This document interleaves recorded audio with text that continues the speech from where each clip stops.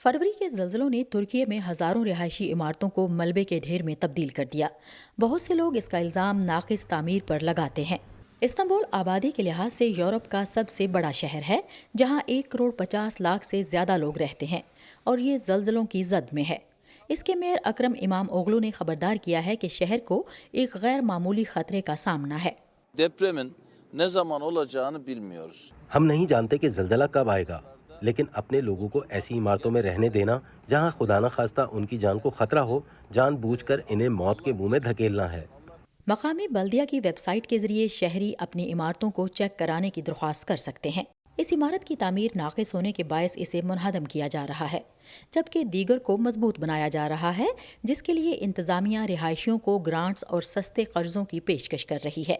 लेकिन बहुत से लोगों का कहना है कि वो कर्जों की अदायगी के मुतहम्मिल नहीं हो सकते। वो अब अपने और अपने खानदानों के लिए खौफजदा हैं। Benim baba evim var. हमारी ख़ानदानी अपार्टमेंट बिल्डिंग 5 मंजिला है और काफ़ी पुरानी है। मेरे भाई का ख़ानदान वहाँ रहता है और वो खौफज़दा है।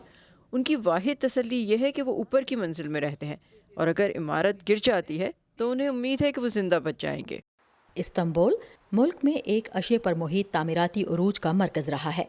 मुबस्सिरीन का कहना है कि जल्जला ज़दा इलाके में तामीरात करने वालों की तरह इस्तांबुल में भी ठेकेदारों ने हुकूमत की उस स्कीम से फ़ायदा उठाया जिसमें उन्हें इजाज़त दी गई कि वो ऐसी इमारतों को मामूली जुर्माना देकर कानूनी मंजूरी दिला दें जिनकी तामीर में जल्जले से मुतालिक सख्त कवानीन की खिलाफ वर्जी की गई। Bütün yapım sistemi शायद यहाँ इस्तांबुल में भी ऐसा ही हो, इसलिए हम एक बड़े खतरे की निशानदही कर रहे हैं।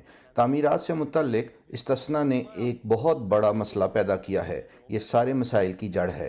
फरवरी के जल्जलों के बाद तामीराती कंपनियों के बहुत से अहलकारों को गिरफ्तार किया गया था, लेकिन तुर्की में तामीरात के अरूज ने मुल्क की बेमिसाल इक्तसादी तरक्की में इजाफा किया है और तुर्की के सदर रजब तैयब अर्दवान और उनकी AKP पार्टी को बरसों इंतखाबी कामयाबियां दी हैं।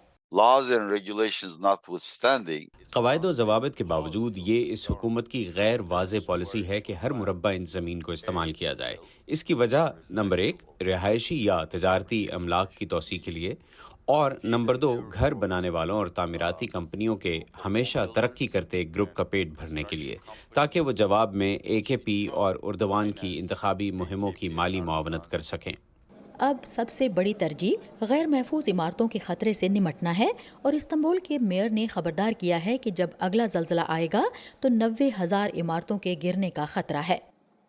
डोरियान जोन्स के साथ Sadia Zebran Jha, voice of America.